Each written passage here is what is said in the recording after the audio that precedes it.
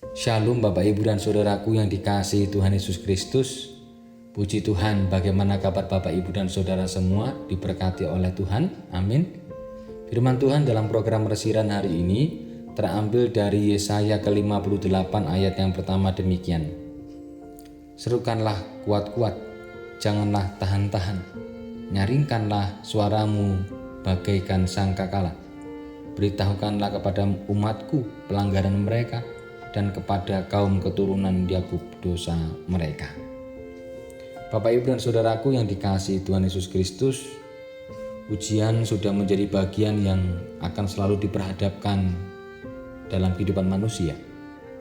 Dalam perkara seperti pendidikan atau kerja, akan selalu ada ujian sebelum manusia naik pada tingkatan golongan atau kelas yang lebih tinggi.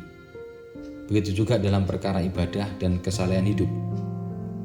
Bangsa Yehuda menuntut pengampunan dari Allah, tetapi mereka seringkali lupa.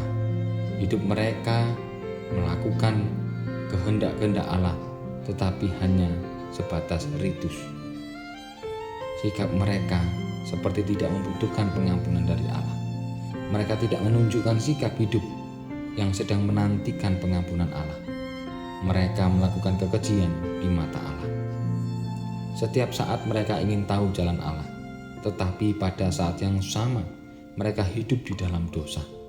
Jika mereka menantikan pengampunan, maka seharusnya merendahkan diri di hadapan Allah sambil memohon belas kasihannya. Bangsa Yehuda merasa telah melakukan kehendak Allah.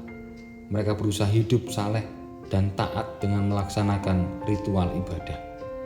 Namun Allah memberitahu bahwa mereka melakukan kekejian di depan matanya.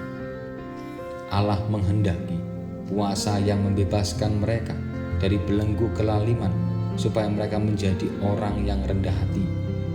Allah menghendaki ibadah yang membawa perubahan dan berdampak nyata di dalam kehidupan umat. Karena itulah umat menjadi terang dan berkat bagi orang lain. Ibadah yang Allah kehendaki adalah ibadah yang berorientasi kepada kepentingan Allah dan pengenalan yang benar akan kehendak-Nya, bukan kepada kepentingan diri sendiri.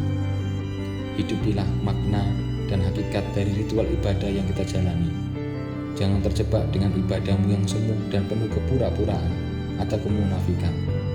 Dalam setiap ritual peribadahan, Allah menguji kesalehan dan kesungguhan kita kepadanya. Hakikat ibadah adalah mengalami perjumpaan yang indah dengan Tuhan, baik dalam ritual ibadah maupun dalam praktek hidup sehari-hari. Itulah bentuk kesalehan dan ibadah yang sejati yang Tuhan inginkan terwujud di dalam hidup kita sebagai umat-Nya. Kiranya Tuhan menolong dan memberkati kita senantiasa. Amin. Mari kita berdoa.